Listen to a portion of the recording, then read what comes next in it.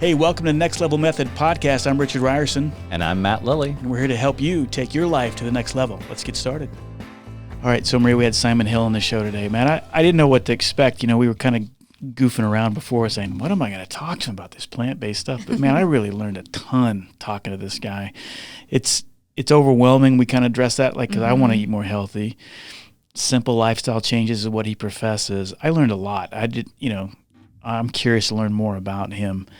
And I guess for me, the takeaway was more that I really appreciate his style that there's not one way, right? You need to do what's right for you, but just start somewhere and just start small. What did you think about the conversation?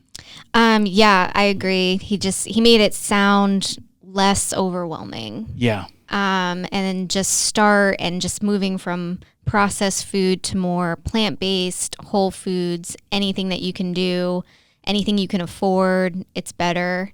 And just make small changes and they build up over time. Yeah, right. You don't have to do it overnight, right? And that goes with everything I think we talk about here at Next Level Method. I mean, I know other shows and me and Matt have talked. You don't have to go completely. It's a small incremental changes, right? And they build up over time. And that's what he professes and talks about it. And then two, not all of that protein that you're used to has to be taken out. Maybe more seafood, maybe red meat once a week. So it's not the be all end all. You know, you can do those things. So I'm encouraged after listening to him, and I'm ready to check out his book. Yeah, he gave some great tips on how to read nutrition labels. So I was really thankful for that information. I'm going to be using that. Yeah, I didn't know that. You know, you can check like how processed something is by looking at that ratio between fiber and carbohydrates, right? And so, yeah, people can take a listen to this and get that little nugget in there. I don't know. I really enjoyed the conversation. They're fun. Hey, go check us out at nextlevelmethod.com to learn more about all the things that we got coming up, particularly our live events coming up this fall. Again, nextlevelmethod.com. If you want to learn more about our core program, anything around energy, elimination, relationships, and purpose, we got a lot of exciting things coming up. And also follow us on your favorite podcast application. It does wonders when you subscribe, rate, and review. So we're looking for all the subscriptions and the reviews that will help us to get more notice in a sea of 2.8 million podcasts. So please help us spread the word about Next Level Method. All right, let's get on with this great conversation with Simon Hill here on Next Level Method. Simon, so excited to have you on the show. Welcome, my friend. Thank you so much, guys. I'm really excited to see where we go with this. Yeah, 9 a.m. Wednesday. Is that what time it is right now? I'm just trying to look at my clock. It's 6 p.m. Tuesday over here. Did I get my time right? Well, actually, I'm in Los Angeles now. Oh, you cheated on me. I thought I was talking to you halfway across the globe. That's cool, though. So it's 4 p.m. Gotcha. All right, man. Well, thanks for coming on the show. Man, so much. Look, I'm trying to eat healthy. Me and my wife, we're in the middle of this right now. We've been battling this, trying to eat healthy. I wish I could be all plant-based, so this is going to be interesting for me because I love to eat meat. I love a steak. I'm sorry. I know you may not like to hear that, but my God, sometimes I just crave a steak, you know? Don't be sorry. Don't be sorry at all. It is challenging. To change your diet is damn hard work, and I don't believe anyone that says otherwise. That's for sure. Yeah. How did you tell Marie and I how you got here? How did you get to this point? Sure. So from a qualification point of view, I studied a master's in nutrition science, and science for me goes all the way back to when I was a little kid. And at home, I would come in the front door and there'd be scientific papers sprawled around the house everywhere, and on top of the couch, on top of the kitchen bench, on the passenger seat when I'd get in the car, and when Dad would pick me up from school. And my dad has been a scientist for 40 years now, and he has studied at mechanism level, so deep science in a laboratory under a microscope, looking at how our blood vessels work, and how various mechanisms influence our risk of developing heart disease or type 2 diabetes. And so from a young age, I had this deep appreciation for science. I saw it as, we all have our own intuitions and sort of hypotheses. Science was a way that we could test those, and it could help us better understand the world. So I always knew that I would end up in some field of science myself. And when I finished high school, I wasn't quite sure what I wanted to do, and I was playing a lot of football, and I really enjoyed the football environment, and I had this goal of becoming a physiotherapist, sports physiotherapist, and working with elite footballers. And so I did my undergraduate in physiotherapy first, and specialized in sports physiotherapy, and sort of graduated and started working with elite footballers. And over the course of 5 or so years, I quickly realized that there was a lack of nutrition education and guidance within the football clubs, and I was particularly interested in this area of nutrition and had been for a long time. And it was actually my brother who he said to me that he'd come across some information that suggested changing some of your dietary choices could lower your risk of heart disease. And the reason that was particularly important for me was when I was 15 years old, I had spent a Sunday afternoon with my dad driving through an area outside of Melbourne called the Yarra Valley. I don't know if you guys enjoy your wine, but it's a big wine district, and they're quite well known across Australia, but also internationally for various wines that they produce. And these were great days. I think most people can think back to sort of some fond memories of their childhood, whether it was with their mother or their father or uncle or family friend, doing some sort of activity. And for me, this was one of those chances where I'd bond with my dad. We'd go out and spend the weekends together in this beautiful countryside. And on this particular day, Dad started to develop some chest pain as we were driving home, and I could see on his face, his expressions, that he was experiencing pain. And I asked him if he was okay, and he sort of played it down. And we proceeded to go home, and we cooked dinner, and he still said he was okay. We had dinner, and I went to bed. And a little while after, I woke up to some noise in the kitchen, and so I came out, and by this stage, I could see that he wasn't okay. He was very out of breath. He was, I could see the fear had now set into his face. And it was probably the first time that I'd seen my dad express fear. Yeah, it's probably pretty jarring to see that, right? The first time you see your old man kind of express some fear. Yeah. Right? And, I was 15. And so I really didn't understand the extent of what was happening. And he was actually, the reason he was out in the kitchen and making so much noise was he was making his way to the phone to call our version in Australia of 911. And so he had dialed, and quickly I was all of a sudden speaking to the lady on the other end of the line and explaining his current status and what he was experiencing. And because we were actually remote and in the country a long way from the nearest hospital, they said, we need to send a helicopter. Oh, wow. And so they did. And all of this was, of course, happening, at lightning speed, hours before we were having just another standard day together. And my dad was only 41 and was not on any medications or reliant on the healthcare system, had no illness at all, nothing that was diagnosed anyway. And he was very representative of a young Australian father. He was, probably a little overworked, like many young fathers, and maybe carrying a few extra pounds, few extra kilograms, but he wasn't, from the outside, someone you'd look at and go crazily unhealthy. And he was, just living the typical Australian lifestyle. And so the helicopter did come, and they quickly scooped him up and put him on a stretcher and oxygen and checked his vital signs. And I couldn't fit in the helicopter, so they said that I would trail by road in an ambulance that eventually came. And it was a long trip to the hospital. And by that stage, I'd called my mum and my brother, who they were in the city. So we had a sort of country cabin home. That's where my dad and I were. And my mum came and met us with my brother, and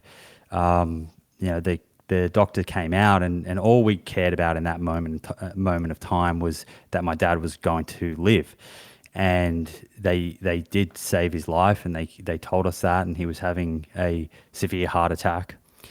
And so we were very grateful for the healthcare service that was provided. And the next day, we had a bit of a family meeting, as they often do, and the cardiologist kind of sat us down and explained to us what had happened, and had taken my dad's history, and his dad had also had a heart attack.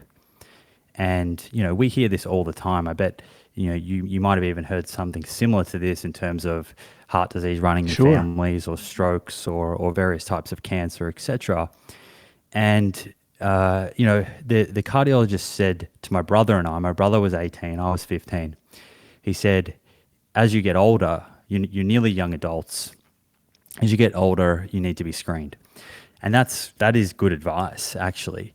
But I just wish the conversation had have continued past then. And, it's probably a result of the environment and the short 10-minute consult that was sort of allowed within that setting. But fast forward to then my brother coming and saying to me, hey, there's some information, it seems like we can actually reduce our risk of heart disease through our diet. For me, that was very empowering news, because for many years I'd been led to believe that, well, my family's been dealt a bad genetic card, and my grandfather had a heart attack. My dad was seemingly very healthy and had a heart attack at 41. So what's to say the story is going to be any different for me? So I kind of went from this very disempowered approach to life to, hey, maybe there's more to this story. And then I started researching, and that's when I went back and did the master's in nutrition science. And, it became very clear to me that, yes, our genes do affect our health, but it's much less. For most of us, it's much less than we're led to believe. And there is a small minority of people who do get dealt a genetic card, and no matter what they do, they'll end up with certain disease, and that's very unfortunate.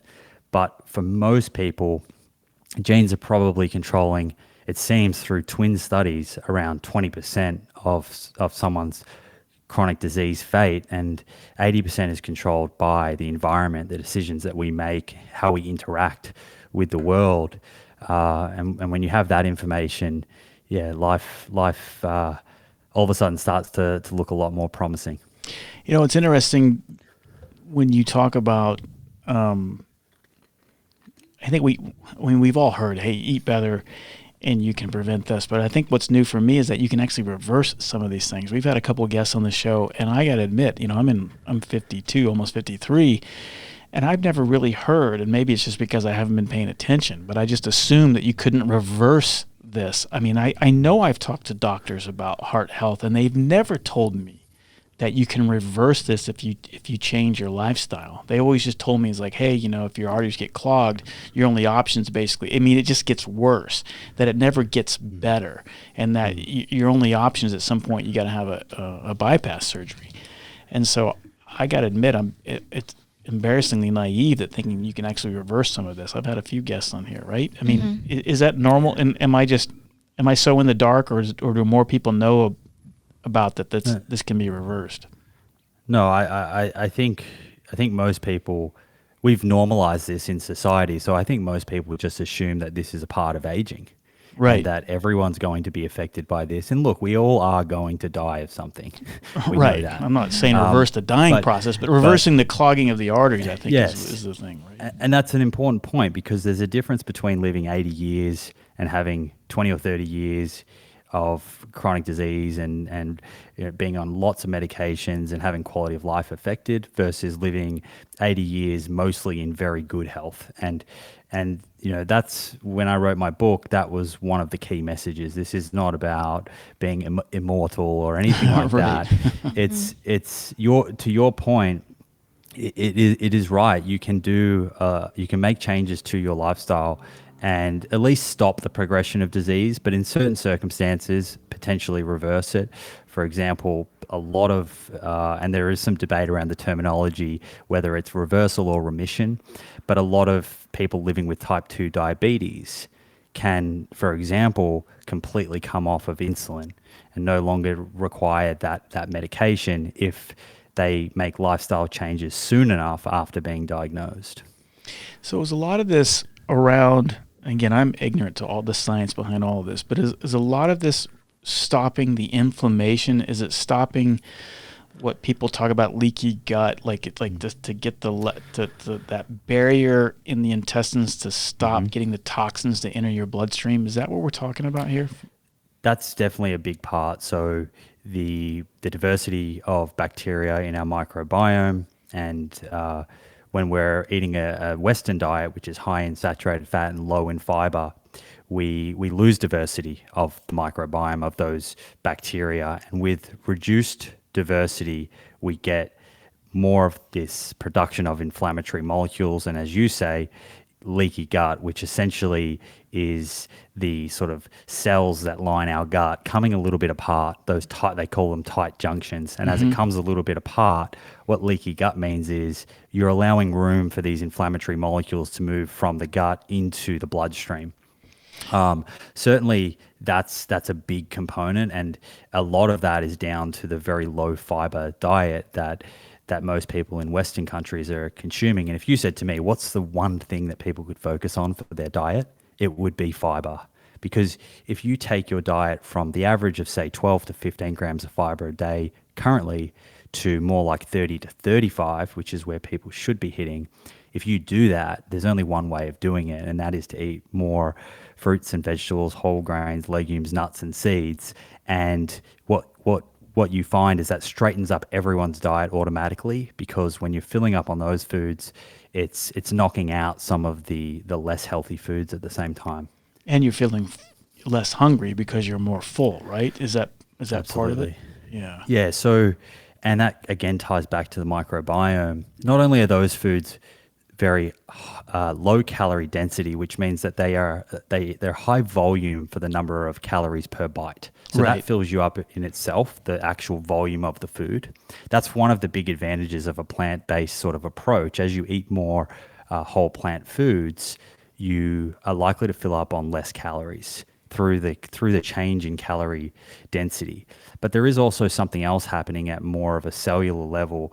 The microbiome itself, it releases metabolites as the bacteria is feeding on prebiotic fiber in particular, which is one type of fiber that's in our food. It essentially, you can think of the bacteria, they all have different taste buds, just like we do, and different bacteria perhaps like the prebiotic fiber in a banana, and some of the bacteria like the prebiotic fiber in asparagus or potatoes. And when you eat a diverse diet with a diverse range of plants, you're feeding more of these different species of bacteria. And when you keep them happy, they reward you. And one of the ways that they reward you, other than producing anti-inflammatory molecules, is by producing metabolites, which lead to the production of certain hormones which down-regulate your appetite, so help keep you fuller. Is it so? Because of our Western diet, we're sitting in here and we've been living on this Western diet for so long. How long does it take to reverse the effects? I mean, in other words, how screwed am I that I've been eating this processed food and all this sugar and stuff for 30 plus, or, for most of my life? Like, how long does it take to actually, I don't know, reverse some of this, or at least, because I don't know, again, I don't know the science behind ketosis and all that, but I do know at a layman's level that what I'm trying to do is to tell the sugar cells in me to stop, to let some of the good fats to do some of the good work that nature intended it to do. And because I have so much sugar and processed oils in my diet, my system is like a crack addict, just addicted to that, and the body can never process foods like it's supposed to. Did I say that right? If you switch from a standard Western diet to a diet that is like what we're talking about, one that, and when I say plant-based, I'm not necessarily talking about plant exclusive. Remember, plant-based, that also encompasses a Mediterranean diet. So it's not an all or nothing play here. Animal products can still be part of a plant-based diet. They're just de-emphasized. Yeah. And that makes a lot more room for these food groups, the fruits and vegetables, the whole grains, legumes, nuts, and seeds that we know are very, very health promoting. Yeah. Now, there is a lot of studies that have looked at what happens when you swap someone's diet in an acute manner, what happens to the microbiome. And within 5 days to 2 weeks, you see dramatic changes in the microbiome. So if you were today, so let's just say for argument's sake, and I'm not sure exactly what your diet's like today, but let's just say it's more like a standard Western diet. And you decided tomorrow to swap to a diet where 80-90% of your calories are coming from whole plants. Now, what will happen is within that 5-day to 14-day period, you'll get a reduction in the inflammatory molecules that are being produced in your gut. You'll get proliferation of bacteria that produce anti-inflammatory molecules like butyrate, which is a short-chain fatty acid. You may have heard of that before.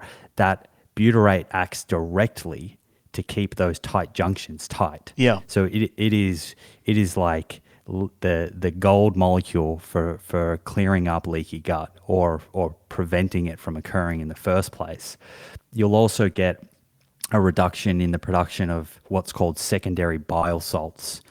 And the mechanisms have not been borne out fully yet, but there is an association that has been consistent in a number of studies showing secondary bile salts associated with colorectal cancer. So a lot happens in just 5 to 14 days. Now, are you going to magically turn all of your health around after eating for 20 years in another way? No. Not in 5 to 14 days. No. But what you'll see is even over just a 2-3 month period, you'll see things like blood pressure start to improve. You'll see LDL cholesterol start to come down. You'll see improvements in fasting glucose, which you were sort of alluding to before. And we can talk about carbohydrates and fasting glucose, because I think if you want to, sometimes there's a bit of confusion around that. But point being is, it will start quick at a microbiome level, and then over the coming months, depending on where someone's sort of starting from, they will see improvements in a lot of these biomarkers that we know are risk factors for disease. And I'm assuming at a basic level, I'm getting more energy right off the bat. I'm probably sleeping better. I mean, are those effects that you'll start to see immediately? 100%. And some of that will come down to dropping some weight, if that's right for the person who's doing this. We know that as someone loses weight, their sleep quality improves dramatically. So I have a question about weight loss and eating plant-based. Do you recommend tracking macros? Do you recommend fasting? How do you do that? I think they're all tools. So I think both those things that you just mentioned are valuable tools for the right person. Okay. And so I don't usually just have a one-size-fits-all approach. I think, you see debates online all the time around should you count calories and macros. And look, for one person, it could trigger disordered eating, but then for the next person, it could be very empowering, and all of a sudden it shows them what's in their food and they didn't realize. So I personally, in terms of my own diet, I have had periods where I've counted the macronutrients, and I don't do that now at all, but it did give me a lot of information. I learned a lot about food. So now, if I'm just eating a plate of food, I can kind of eyeball it. So I think that for the right person, there are some good lessons to be learned, I guess, from doing that. Whether someone continues it kind of depends on their own personal circumstances and lifestyle. Fasting, again, I think it has good utility for the right person. There's some strong studies coming out looking at time-restricted feeding.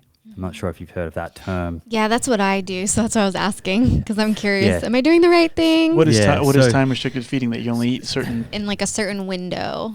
Yeah. So fasting can mean anything from 30 days of no eating to 3 days to 2 days. Time-restricted eating is more, or time-restricted feeding, sometimes it's called, depending on the study, is more in a single day. What's your eating window? And there's some research out of a lab called the Panda Lab, which is in the States, actually. It's in California. And they're kind of pioneering this research. The average American eats across 15 to 16 hours a day, which is basically from the moment you wake up having a bite of something to almost the moment you go to bed. And what they found in their studies is by reducing people to eating in a 10 to 12 hour window, which I think is achievable for most people, and you can still get your 3 meals in if you do that. If you sort of start that window at say 8 a.m., then have an early dinner, you can achieve that. And they found just getting people to move to 10 to 12 hour eating windows significantly improves fasting glucose, improves body weight, improves sleep, all of these important markers of health span and longevity. And so I am a fan of time-restricted feeding. I think if people can incorporate that. They've also done some very interesting research looking at what time of the day would be optimal for that window, and that's a question I often get: is it better to start that window early and then have an early dinner, or is it better to start it late and have a late dinner? And what they found is it's actually better, as long as it fits within someone's personal circumstances, of course, to start that window earlier. So earlier in the day, people are consistently throughout these studies are better metabolizing and utilizing the nutrients in their food than late at night.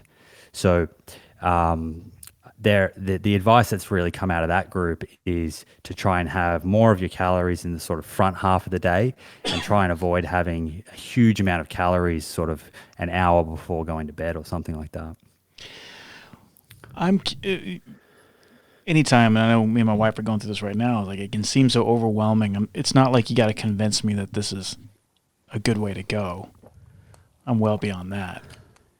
But it gets so overwhelming. And you talk about there's some simple lifestyle changes that we can do. So, and it's encouraging for me to hear that say, hey, like, not all this protein has to be, this is plant-based. It doesn't mean, and you say Mediterranean diet. I mean, obviously that's seafood, but does that include chicken as well? Or is chicken out in no, what we talking about? The Mediterranean diet, Ansel Keys was the guy who originally sort of described it, and he described it as a largely vegetarian diet, but it still had fish frequently. It had moderate amounts of white meat, and it still had red meat, but probably around once a week, as opposed to an everyday kind of thing. See, that seems doable to me.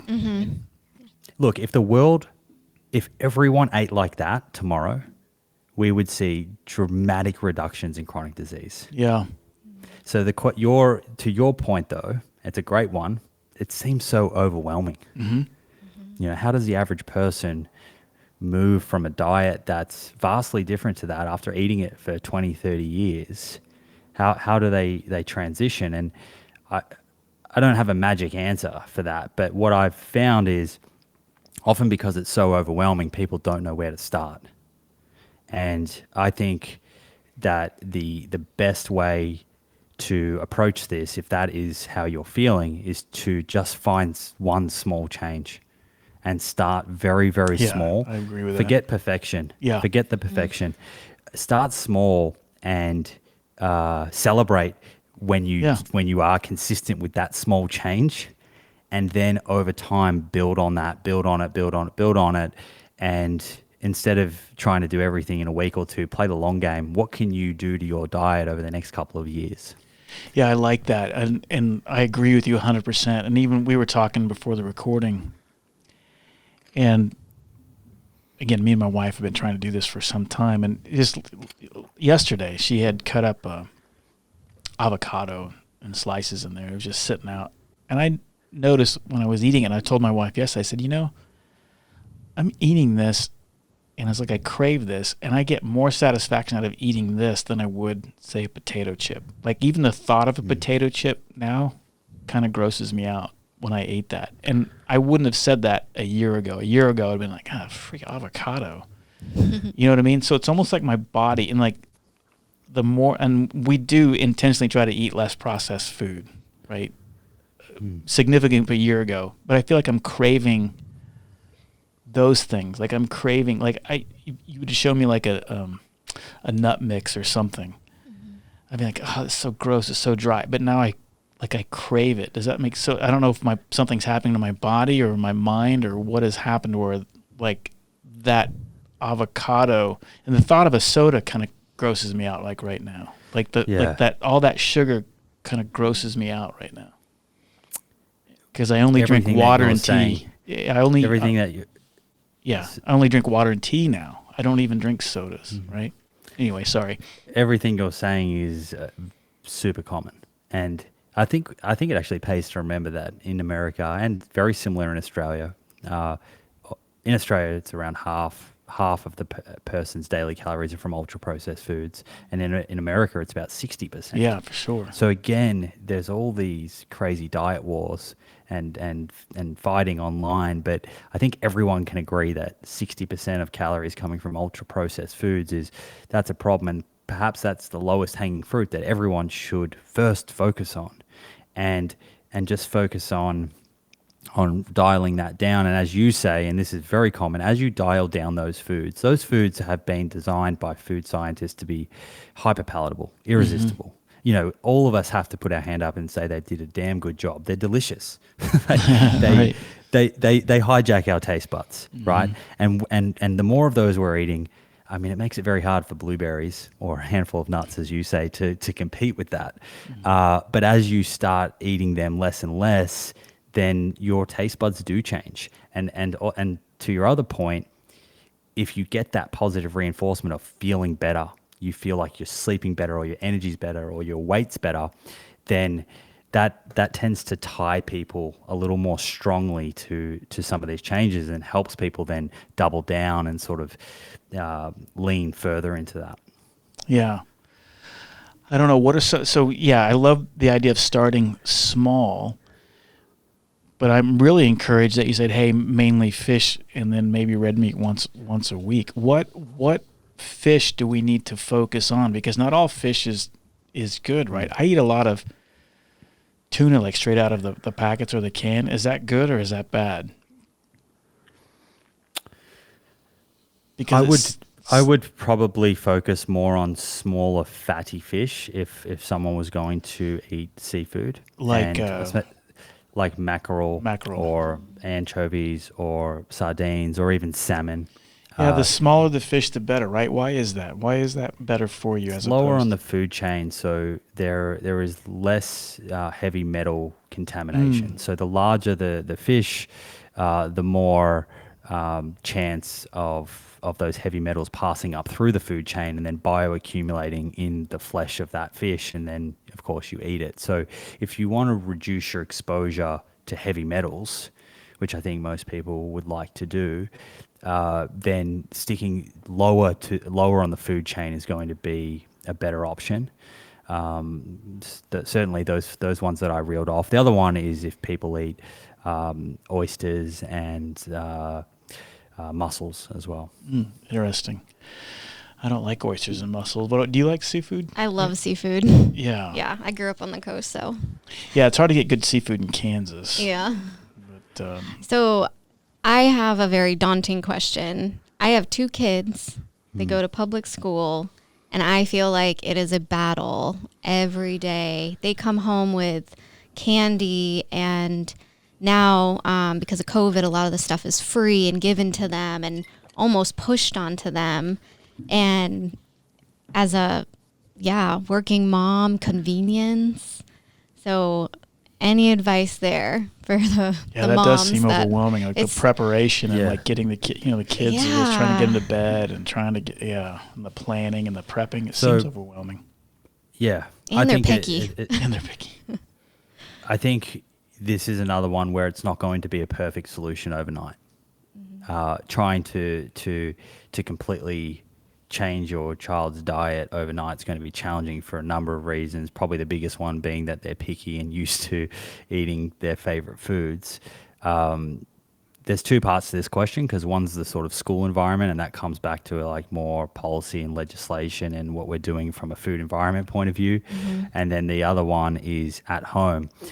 I think at home, small steps, engaging the kids where you can to help eating healthy, fresh food. The more you can have, the more you can offer it, even if they're not choosing it immediately. Often what I find is parents present food to their children and with great intent, but the child is picky and says no. And therefore that food never comes out again. Now, kids do change. They do tend to follow example as well. So setting an example as a parent, I think, is really important. But then just as much as possible, trying to have healthy, fresh food on offer. Now, again, realizing that at the start, there's going to be more declining than uptaking, I think, of that. But over time, if you persist, I think that will change. And so, again, playing the long game there, I think, is the way to go. Trying to get them involved and having some fun. Of course, all of this has to be considered within your means of how much time do you have as a parent to do this. So it's hard for me to kind of give a blanket recommendation when everyone has, different obligations and different things they have to do in their 24 hours. So I definitely don't want to make this seem like it's an easy task. I think it's a worthwhile task to invest time in, but not easy by any means. And I do think the schools have a role. I think that our food environment overall, there is a lot of conversations going on around the world with regards to these big transnational food corporations and how directly they're marketing to children. I think the junk food marketing, it worries me because it makes it much harder for the parents when they're getting when the kid has so many touch points to these foods that are unhealthy. They're in the school kiosk or canteen or whatever they're called. They're on all the billboards. Their favorite sports players are sponsored by them. It makes it very hard to then establish healthy eating habits at home. So there's some things you can sort of control within your house. You can control the food environment a little bit in there, but then outside, of course, the task is made a lot harder. But I hope it's in the long term. It's definitely not going to change overnight. In the long term, I'd love to see governments realizing how important it is to establish these healthy habits early, and not letting these big international food companies kind of take advantage of people. What's your thoughts on like the starches, like the potatoes? I love mashed potatoes and stuff like that. But then I've read some things that, stay away from those. If you're going to eat a potato, eat like a yam instead of that. I don't like yams. I like regular potatoes, right? So what is your take on carbohydrates and the starches and all that? So I see that a lot as well. I think the really important thing here to understand is that carbohydrates really spans from anything from a jelly bean to a black bean.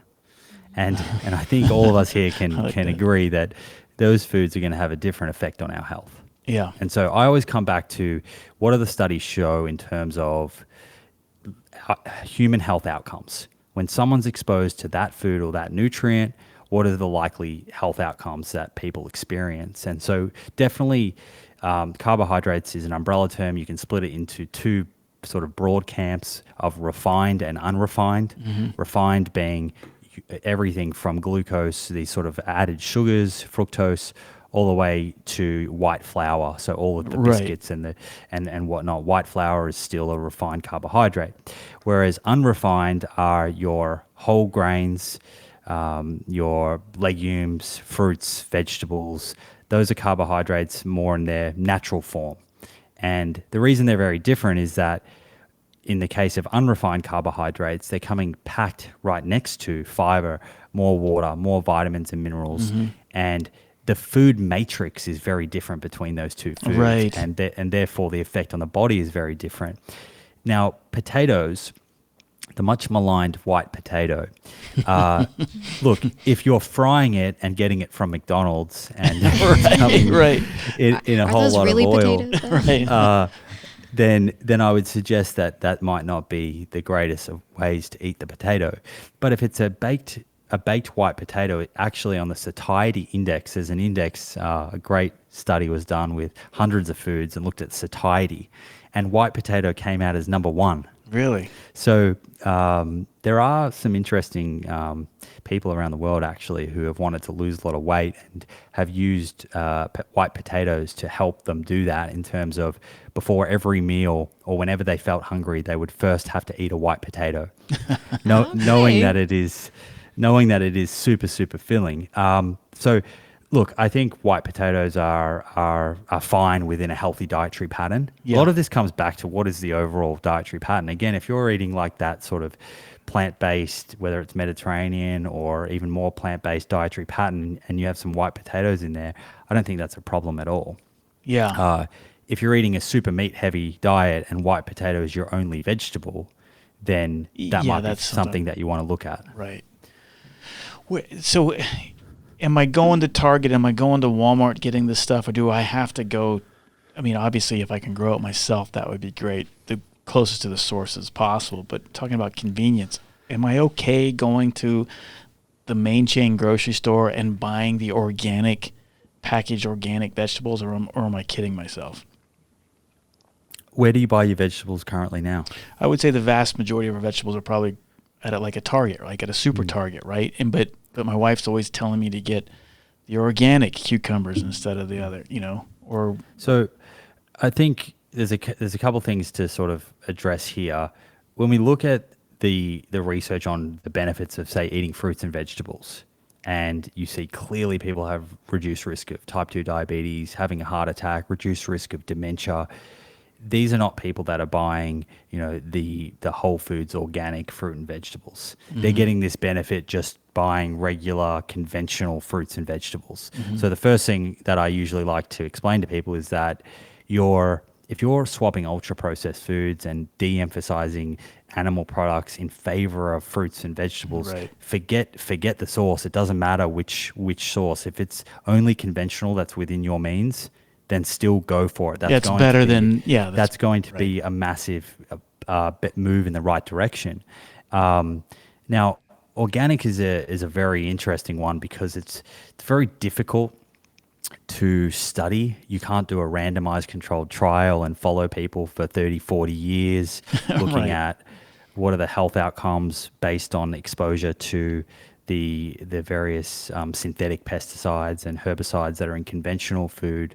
And then it's also made complicated by the fact that in organic farming, there is a lot of organic pesticides and herbicides used at highly concentrated levels. Mm-hmm. And then so I've seen arguments on both sides, because even on those arguing the conventional, they'll say we have no idea what those organic pesticides at that very highly concentrated level do to our health. Now, my intuition tells me that to support organic where possible. And some of that is based on admittedly very, very weak evidence, but it's really the only evidence that's out there looking at non-Hodgkin's lymphoma. There seems to be slightly reduced risk of non-Hodgkin's lymphoma, but these are observational studies. They're not very, very strong science. So I don't want to sort of alarm anyone and turn them off conventional produce from that alone. And then aside from that, potentially some benefits for the environment. Well, that makes sense. I mean, I don't know why, but when you're faced with a choice, it'd be dumb to say, well, I don't know if this is organic or not. I'm going to get the chips instead, right? Mm-hmm. So yeah, the fact that you're just even switching and getting more fruits and vegetables, that's a good start, right? And then as you get more into it, then you can investigate and maybe go to the Whole Foods or or grow your own or go to the farmers markets, right, to get the stuff. Yeah. What about the health foods that are marketed, but they really are processed? Are there tons of them? Because for me, like, again, going back to my kids, I'm like, well, this is better, maybe. Yeah, we have to be careful of the halo effect, where it's perhaps on the front it says gluten-free or it says vegan, and we assume that means that food is healthy. Yeah. And those terms certainly do not always mean healthy. I think the basic thing I like people to come back to is nothing's going to beat the whole food form, or as close to that as possible. Yeah.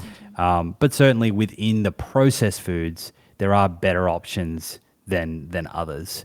And broadly speaking, the types of things that I'm looking at on a label, one thing that I think is really valuable is to look to the fiber to carb ratio, because this will really tell you how processed that food is.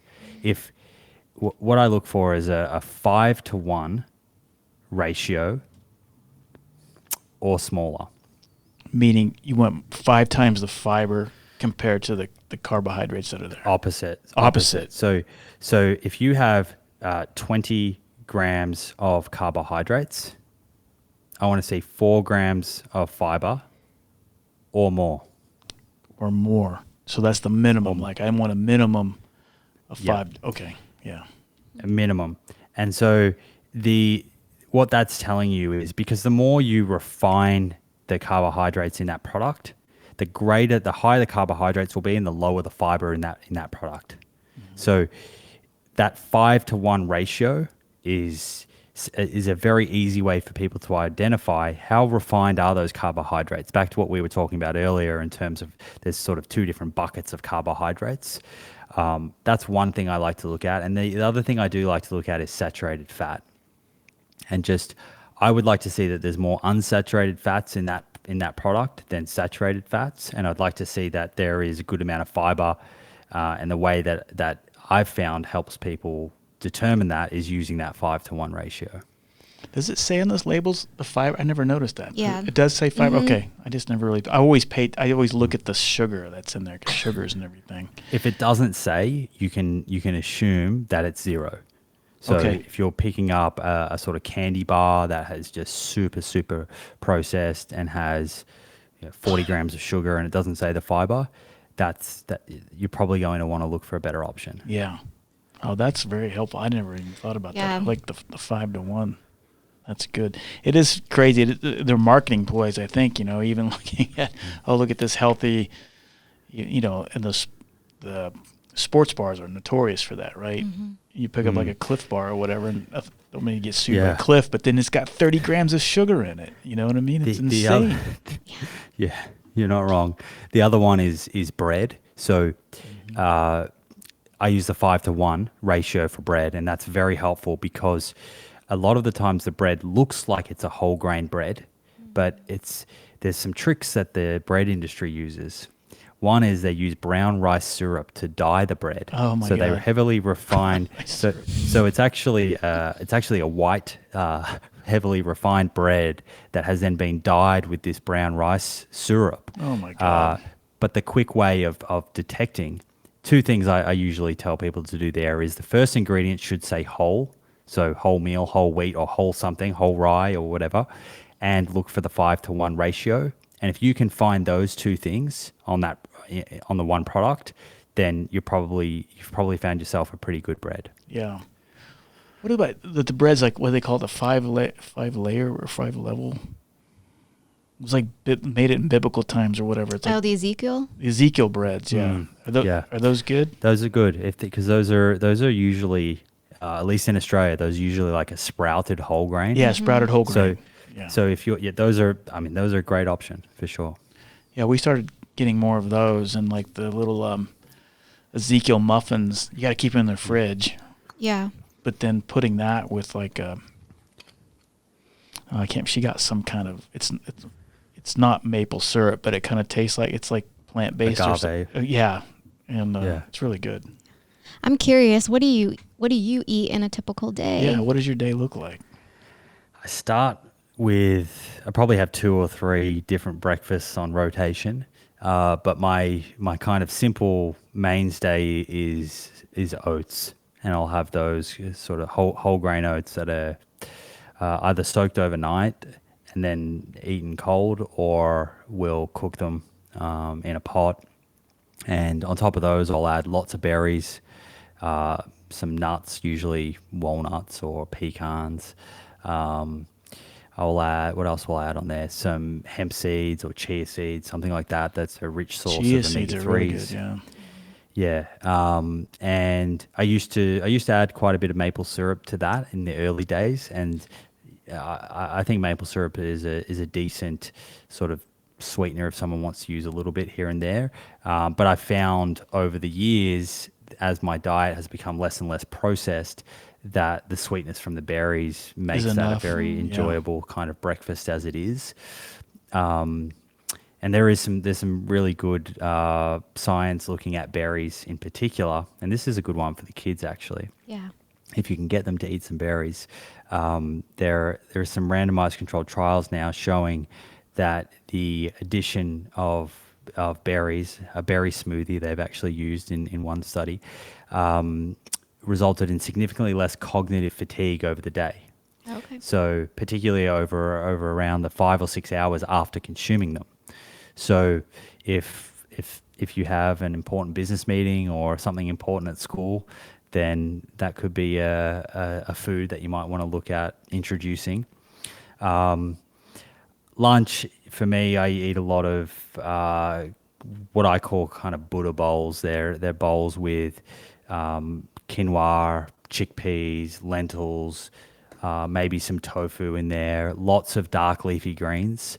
I think most people need to really focus on eating more dark leafy greens, be it spinach or kale, collard, whatever they are. They're super nutrient dense. There's good evidence that people that eat more dark leafy greens have significantly less risk of developing dementia. So they're sort of cognitive protective, if you will. Again, seeds and nuts, all those food groups that I mentioned before, that's how I'm focusing on building out my meals. Snacks throughout the day, smoothies often, and they could be berry based usually, but sometimes frozen banana. There'll be some form of plant based milk in there. And I'll often actually blend up some dark leafy greens in there too, particularly when I was first trying to incorporate more dark leafy greens in my diet. I really didn't enjoy the flavor. And again, this can be a helpful strategy for anyone, but particularly for kids, is trying to hide some of those ingredients in your favorite recipe. So if you have a favorite beef bolognese or favorite enchiladas or tacos or something like that, it might be that what you can do is you can, instead of using 500 grams of beef mince, you might be able to use 250 grams of beef mince, but then use 250 grams of brown lentils. And you might be able to mix those together. And by the time you have the herbs and the spices and seasoning in that, nobody knows any different. And all of a sudden you've incorporated less beef and more legumes into that meal. And as I said, with smoothies, you can sort of hide certain things in there discreetly. And then over time, they will be able to enjoy those foods, hopefully by themselves. Yeah. And then for dinner, all the standard meals that everyone has, whether it is enchiladas or bologneses or stir fries, and I've just taught myself how to make them plant-based. And at the beginning, it was just focusing on a simple swap, like I just mentioned. Then instead of beef, I'm going to try a lentil bolognese, and you'll be surprised. Any recipe that you routinely cook at home, if you type that into Google and then the two words plant-based after, you will find a recipe at the tip of your fingers. And you can convert your favorite recipes to plant-based very easily. And it's often, I think, people think that it's about sacrificing and losing the enjoyment for food, but it's absolutely not. So, joy that comes from food is very important. And this is not about eating bland food. You'll find that most foods, even if you say chicken, if you just take chicken out of the packet and cook it up and eat it without doing anything to it, it doesn't taste, like that flavorful, really, right? It's pretty boring. You have to marinate it. And so a lot of these ingredients are carriers for flavor, they're textures. And so you can treat the plant-based ingredients similarly, whether it is the kidney beans or black beans or tofu or tempeh or chickpeas. You're going to bring the flavor through herbs and spices and marinades, just like you would with the current meals that you're cooking. My curiosity's piqued. I mean, I think that's exciting. I mean, if I go to your website, is that plantproof.com? I was looking for it to make sure I have it. What is your website? Plantproof.com? Yeah. Is this going to teach me all this kind of stuff? Will it guide me if I kind of become, one of your ambassadors or followers? Am I going to be able to figure all this stuff out? Yeah, definitely. On the website, there's a sort of complimentary 2-week meal plan on there. And that's kind of like, it's called a 2-week meal plan, but it's more just choose your own adventure, pick and choose. It might be that you do one recipe a week, you might do one a day. Just some ideas really to help people. I have a book that was published with Penguin in Australia May this year and is being published in America November 1st, and that's called The Proof is in the Plants. So in that, I mean, that really is going into detail with regards to why we're confused, where the science lies objectively without any sort of emotion. What do we know? What do we don't know? What's a really honest appraisal of the evidence? What changes can we make? And then part 3, how do we make those changes? And what information do we need to arm ourselves with to do it with some confidence? Well, I appreciate what you're doing, because I love how you're approaching this with like, hey, there's no one size fits all. And you're more interested in getting people to adopt a healthy lifestyle at the time that's appropriate for them and the conditions that's best for them, as opposed to a guy that's come on here, this is the diet that's going to solve all of world's problems, right? And so I appreciate your style and your approach. I don't know how intentional it is, but that's definitely what's emanating from you, and I really appreciate that. Yeah, no, that means a lot. It's when Penguin approached me to write a book, I initially said no. I said we've got enough diet books out there, right? And I said to them, I said, you need to know I'm not going to write a book that's selling absolutes or magic pills or some sort of silver bullet. And they happily agreed, and fortunately, I got to write it how I wanted to. That's awesome. Yeah. Well, I think you're doing great work. Did we talk about everything that we wanted to? We could talk forever, but I mean, is there anything that, I want to be respectful of your time, and we're coming up on an hour here, and did we talk about everything that we wanted to? And that's for Maria and Simon. Is there anything else we want to cover as we wrap up here? I think that was great. I really enjoyed it. You guys asked great questions, so yeah, thank you so much. Well, thank you for coming on. I'm excited for this book to come out. Like I said, this is very timely for me. I don't know, Maria, what you think, if this has piqued your interest at all. Or, oh, yeah, absolutely. Yeah. I have so many more questions. Well, we definitely have to have you come back. And gosh, Simon, so people, plantproof.com, the book's coming out in November. The book is called what? The Proof is in the Plants. The Proof is in the Plants. Do you have any other ways that people can connect with you? Yeah, I use Instagram and Twitter. Same username for both, @plant_proof.